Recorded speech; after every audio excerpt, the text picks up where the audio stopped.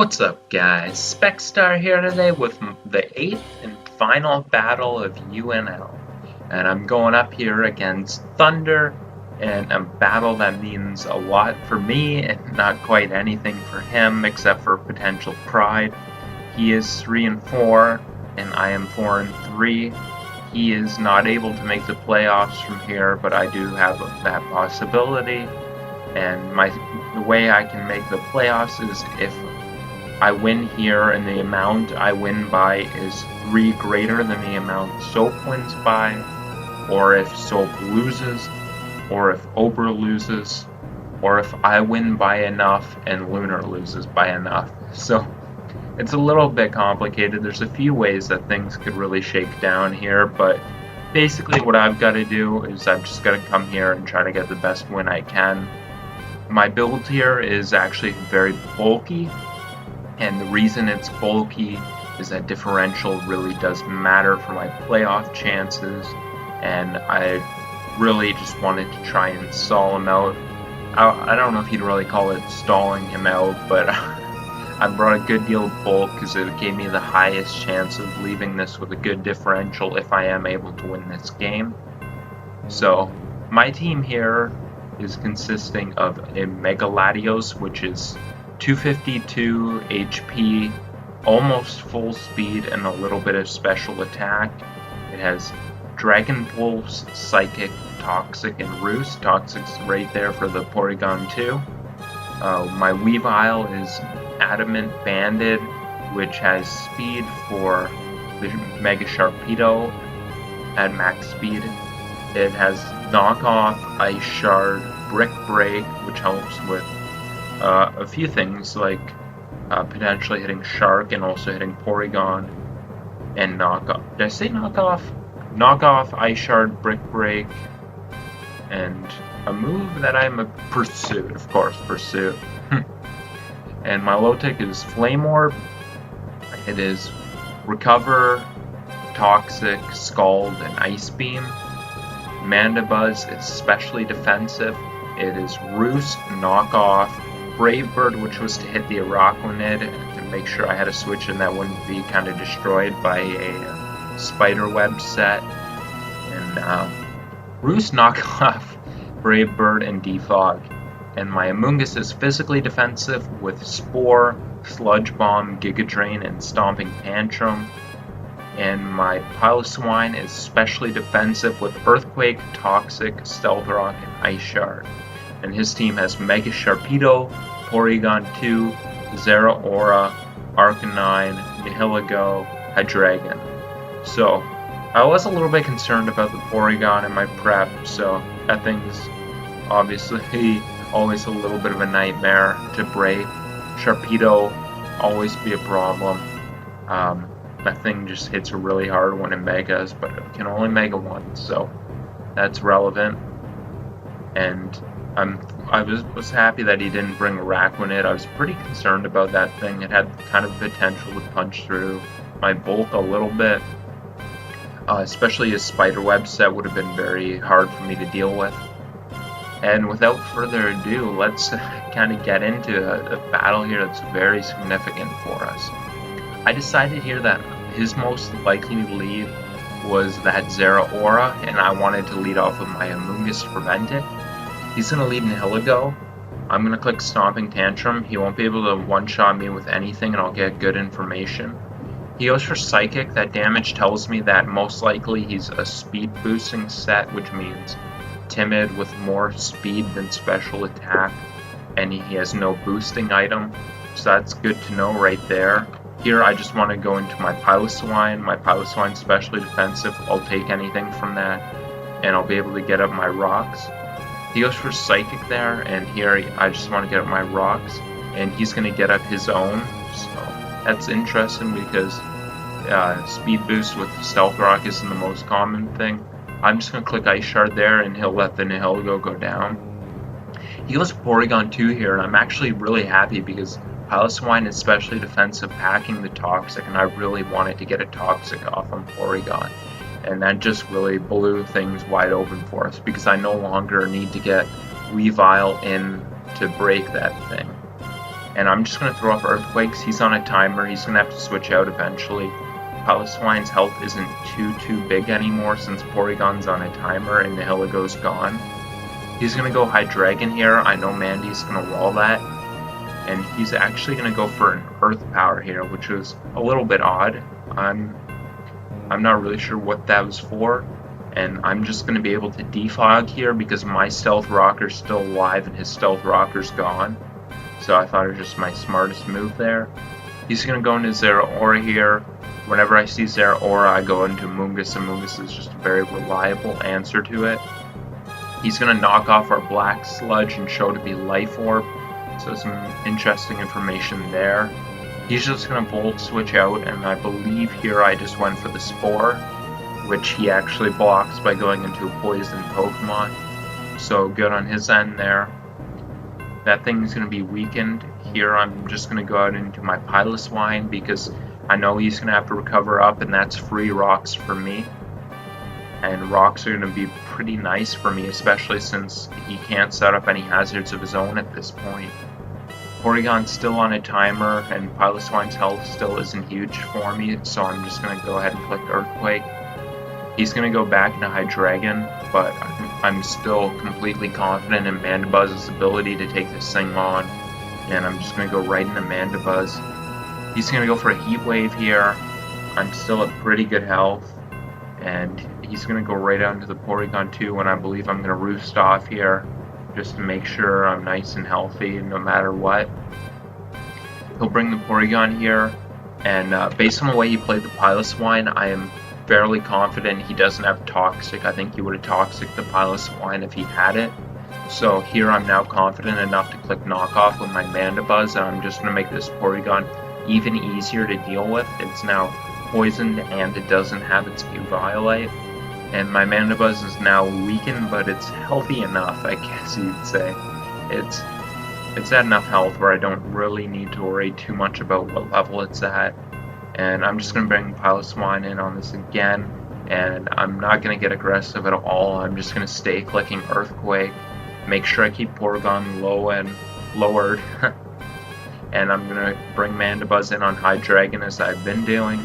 Draco Meteor is his best move to hit us, but it lowers his special attack, so I'm free to just roost that right off.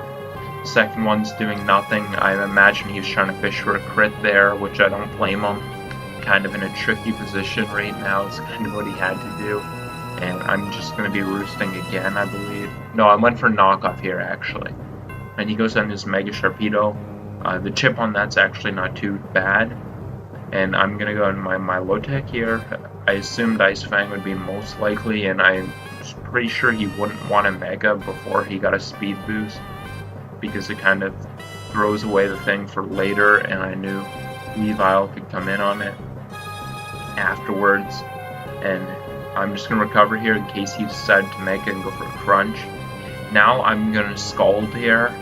I could have went for Toxic, but Scald also covered his potential switch out, which I thought made a lot of sense. He instead goes for Crunch. I'm going to spend a lot of turns here recovering. If he did lower my defense, I was going to sack Piloswine, and then I would have been able to go out into the Mandabuzz, take a hit, and Brave Bird it into range of Ice Shard from Weavile.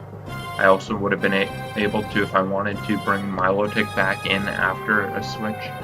Unfortunately there I'm going to miss a Toxic, which I really needed to land. So here I am recovering up again, and on this one I do actually land the Toxic. I got really tired of waiting, and finally the thing's poisoned. We do not get the defense drop there, which I guess is fair because we missed our Toxic. So back to recovering, and then he's finally going to go out into Zeraora here. And as I've been doing, I'm just going to go right out into my Amoonguss. And he is just going to go ahead and click his knockoff here. I'm already knocked off, so it's not the end of the world. I believe I'm just going to go for a Giga Drain here as he goes down to his Porygon. Again, trying to avoid something getting put to sleep. The little bit of health I get from this is pretty helpful for my Amoonguss, keeping some sort of longevity to it. And here I'm going to make the aggressive play in a Weavile, expecting him to recover up. And he actually goes for a side shock to hit the Amoonguss, which is pretty interesting. I'm just going to click Brick Break here. I could have clicked Pursuit, actually, but my thought process was that even if he does switch out, he's not really in a good position. Porygon's still going to be very low, especially after taking Rocks damage. And no matter what he goes out into, it's going to be very low range or even knocked out from Brick Break. He goes to Arcanine here, which was a real possibility. And I'll be able to, by clicking Brick Break, figure out what kind of a set it is and also force it to recover. So there's really no harm in me clicking Brick Break. He's going to show Rocky Helmet here, but he's actually not defense invested. He just has HP investment, so that's pretty interesting. I'm going to have a Latios here, and I'm just going to click Dragon Pulse. It kind of covers everything. And he goes down to Hydreigon there for the sack. Potentially seeing it as both a sack / a possibility for me to go for Psychic maybe. He brings out his Porygon here. I'm actually just going to go into Mandibuzz. I'm barely special attack invested, so I do not expect to take that thing out. He goes for an Ice Beam, and I'm just going to roost up, get my Mandibuzz nice and healthy. Eventually, if the Porygon's on a timer, it's going to have to switch out or drop, whichever it chooses to. I'm just going to click Knock Off, covers a potential Zeraora switch if you wanted to make one. Also just kind of chips that thing down. And I'm going to click Knock Off again here. Just trying to keep it as low as possible. He did want to save it. He's going to go for an Ice Beam here. I was done playing with chances for freezes, so I'm just going to click a Knock Off here and take the thing out instead of roosting. Health on Mandy isn't too crucial. Some health does matter, but the difference between 75 and 100 isn't that big. He brings out Zeraora. I'm going to go into Amoonguss as I've been doing. There's no reason for me to make any predictions or anything at this point. And then he's going to go for Plasma Fist and just sack his Zeraora off to my Amoonguss. So at this point, things are looking very promising. Of course, he's just got the Sharpedo, which is on a timer, and the Arcanine. So I'm just going to try and preserve the 6-0 because every bit of differential really matters for me. I'm going to go ahead and munch on that Ice Fang with my Milotic, and I'm just going to recover off here. And I know Milotic is going to be able to beat any variant of Arcanine. The first thing I'm going to do is just click Toxic to put that thing on the timer. And then, of course, eventually the Milotic is going to beat the Arcanine. And after starting 1-3, subtract 9 differential in this league, we're going to finish off 5-3 plus 8. So it's been a roller coaster of a season. I'm not going to lie. After really probably the worst start in my league format history, going 1-3, I'm able to bring this back and put myself in a position where I have a good chance of making it into playoffs, and I'd be coming in on a 4-win streak. So really been quite the turnaround. I had some issues in the start, but we just kept working at it. We didn't give up. We tried to kind of fix the issues we were having. That big defensive core I have of Mandibuzz, Amoonguss, and Milotic, they did nothing in my first 4 games, and then in my last 4 games they've just kind of been killing people. So it's really been interesting to see how that turnaround came and directly impacted the way my season's been going. But it's still not 100% over here. I still need Soap to either lose to Yubby or not beat him that bad. Yubby still has something to play for because he still has the potential to make playoffs. I could also get in if Chess is able to beat Obra, which Obra has a lot to play for, and Chess really doesn't have anything to play for, so I'm not too optimistic about that. Also, I could kind of clinch if Lunar winds up losing 2-0 to Zach, but Zach is in last place in the division and Lunar's in first place, so I'm also not really banking on that. I'm mostly just hoping that Yubby's able to stifle Soap, but we're going to see what happens here. And if this is our last game, I really want to thank any of you guys who've watched through this season. I've definitely had some fun with it, and I hope I'm not done yet. I want to thank you guys for watching. Have yourselves a good night.